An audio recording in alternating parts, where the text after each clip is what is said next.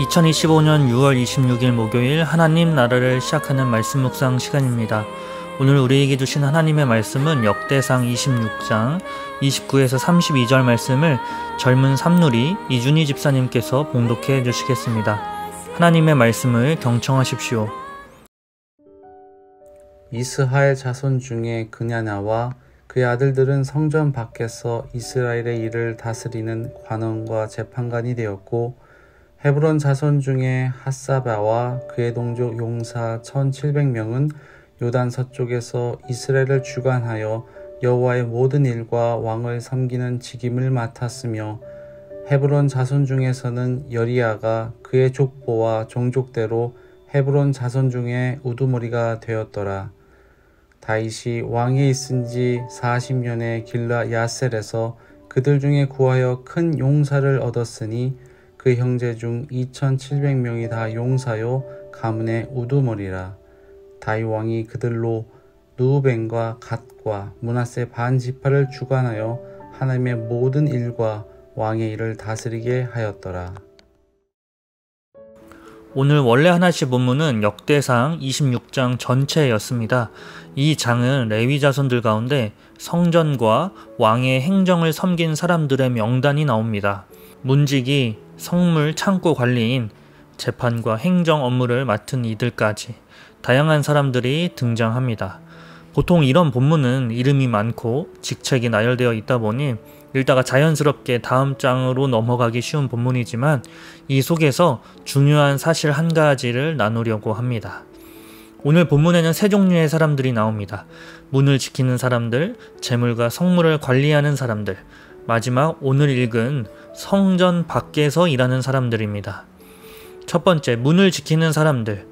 보통 눈에 띄지 않는 자리죠. 누가 하는지가 그렇게 중요한가 라는 일로 여겨지는, 어떻게 보면 그냥 스쳐 지나가도 무방한 그 역할에 대해서 하나님께서는 이렇게 말씀하고 계십니다. 12절 말씀인데요. 이 문지기 갈래의 우두머리들과 형제들 모두에게 주님의 성전을 섬기는 임무를 맡겼다. 주님의 성전을 섬기는 임무다. 두 번째, 성전의 창고를 맡고 성물, 곧 드려진 예물을 관리하는 이들이 나옵니다. 모든 표현에서 하나님의 성전, 하나님의 성물, 하나님의 곳간, 이런 표현을 쓰시며 단순히 관리를 넘어 하나님께 드려진 거룩한 것들을 관리하는 일임을 강조하고 있죠. 마지막 세 번째, 성전 밖에서 일한 사람들이 나옵니다. 요단 서편 지방에서 재판과 행정 업무를 맡은 레위 사람들의 명단인데요.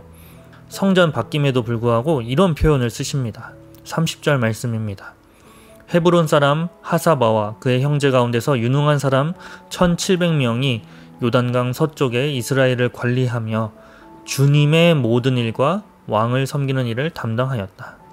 왕을 섬기고 나라의 행정을 담당하는 일 또한 여호와의 일, 세번역으론 주님의 일이라고 부르고 있습니다.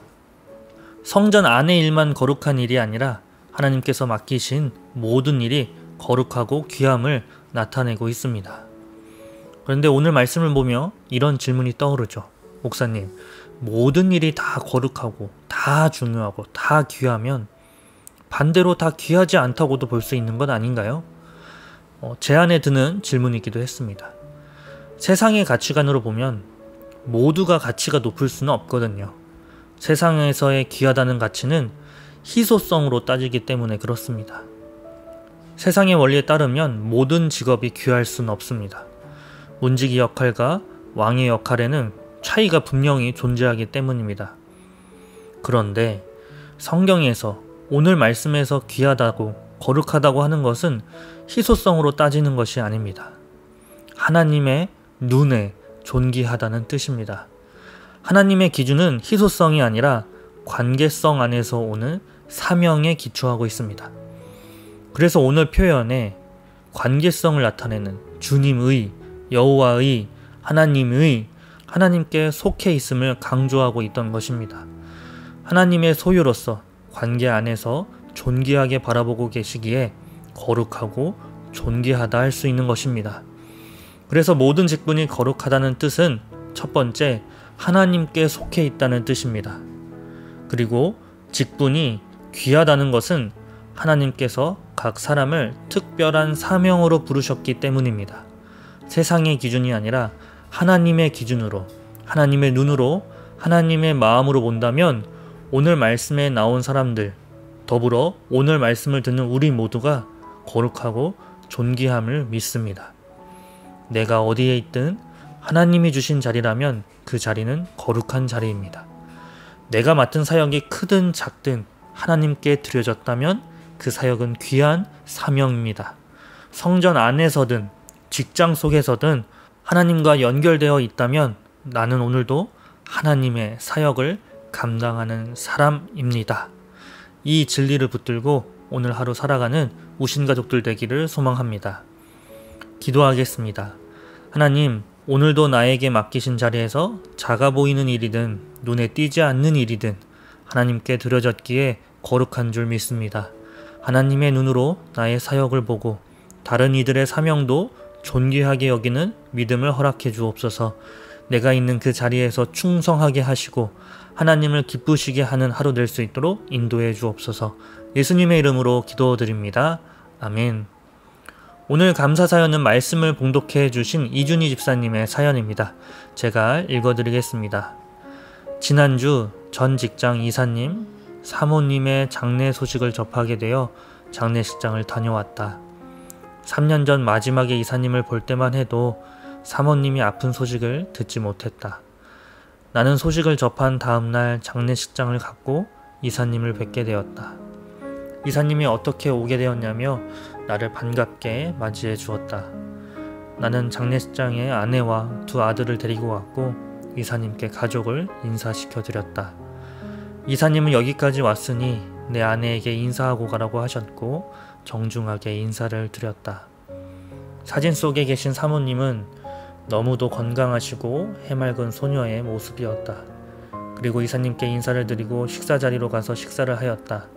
나는 조심스럽게 이사님께 사모님의 안타까운 소식을 여쭤보았고 2년 전부터 아프시다는 말씀만 하시고 더 이상 이야기를 이어가시지 않았고 나도 더 여쭤보지 않기로 했다.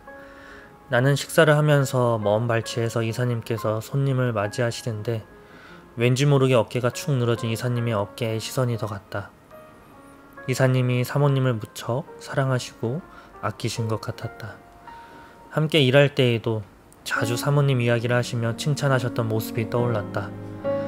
나는 식사를 마치고 이사님께 인사를 하고 집에 돌아오는 길에 여러 가지 생각이 들었다. 옆에 앉아있는 아내를 물끄러미 쳐다보며 감사한 마음이 들었다. 지난주 아내의 하나씩 사연을 출근길에 들었다. 회사 도착하여 아내에게 메시지를 보냈다. 오늘은 아내의 생일이다. 그날의 그 메시지를 오늘 다시 아내에게 전하고 싶다. 사연 잘 들었습니다. 빛으로 오신 예수님께 감사드립니다. 여보는 제가 처음 봤을 때부터 늘 언제나 빛이 가득한 사람이었습니다. 고등학교와 대학교 시절 아침마다 하나님께 한나와 같은 분을 만나 평생을 함께 해달라고 기도드렸는데 그 길을 열어주신 분도 주님이셨습니다. 여보를 만나기 이전의 삶을 돌아보고 함께한 시간들을 곰곰이 생각해보면 하나님의 역사 없이는 설명할 수 없는 순간들의 연속이었음을 고백하게 됩니다. 여보를 만난 것도, 아이를 낳고 키워가는 모든 과정도, 직장을 옮기고 새로운 길을 걷게 된 일들도 하나님의 인도하심이 없었다면 결코 가능하지 않았을 일들입니다. 여보는 언제나 빛을 머금고 그 빛으로 주변 사람들에게 선한 영향력을 전하는 존재입니다. 오늘도 힘내요. 하나님의 위로와 감사가 가득한 하루가 되길 기도합니다. 이렇게 사연을 보내주셨습니다. 이 고백을 받은 지미선 집사님도 또 듣는 우리 모두도 마음이 따뜻해지는 귀한 나눔입니다. 주님의 위로와 또 사랑이 두 분의 걸음에 언제나 함께 하기를 축복하겠습니다. 오늘 집사님께서 추천해 주신 찬양 들으시며 더 깊은 묵상 하시겠습니다.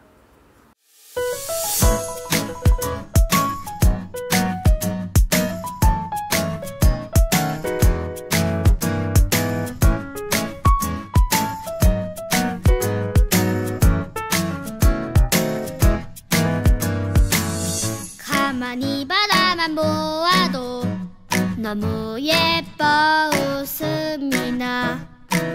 세상에서 가장 소중한 너의 하얀 미소.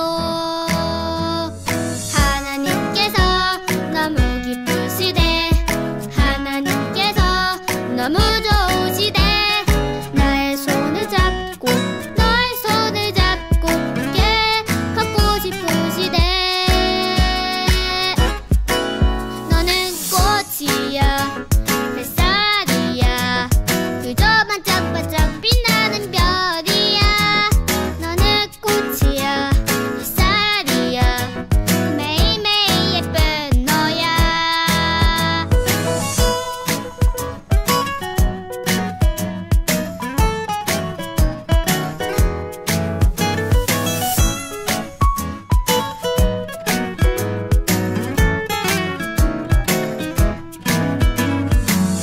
가만히 바라만 보아도 너무 예뻐 웃음이 나. 세상에서 가장